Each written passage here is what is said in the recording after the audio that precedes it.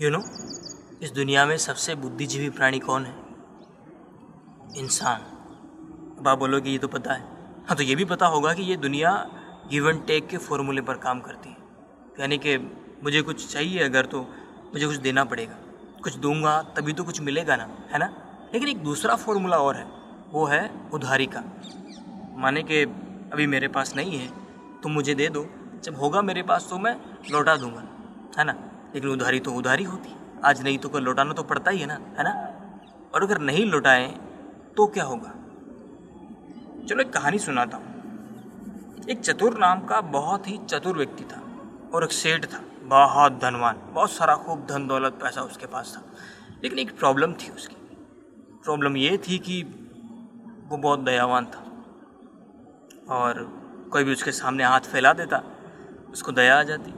तो लोग उसकी इस बात का फ़ायदा उठाने लगे। चतुर सिंह को पता चला, पहुंच गया चतुर सिंह।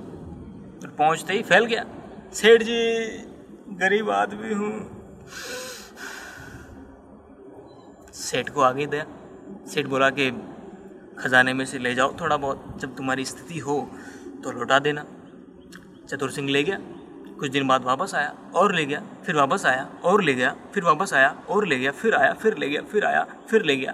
अब सेठ परेशान कि यार गजब आदमी है, ले जाए जा रहा है, ले जाए जा रहा है, लौटाने का नाम ही नहीं है, क्या किया जाए। सेठ ने मना कर दिया, लेकिन चतुर सिंह फिर भी नहीं माना, चोरी छिपे ले जाने लगा। और ऐसे धीरे धीरे करते करते सेठ का सारा खजाना खत्म।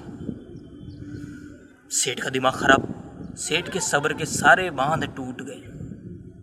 बोला कि यार ऐसे बेशर्म आदमी का क्या किया जाए जो सिर्फ लेना लेना जानता है, देना कभी सीखा ही नहीं वापस। तो सेठ ने भेजा अपने आदमियों को, ले आए पकड़ के चतुर सिंह को। तो सेठ ने चतुर सिंह की वो हालत करी, मैं आपको बता नहीं सकता। I can tell you.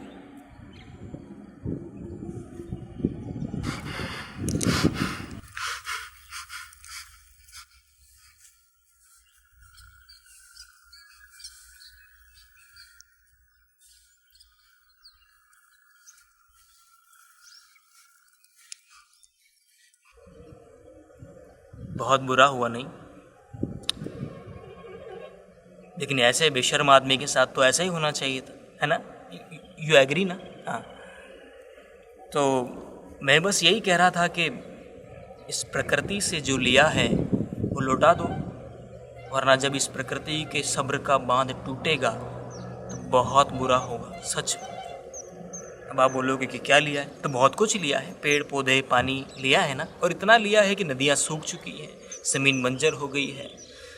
तो बस यही कहना है कि लौटा देते हैं यार।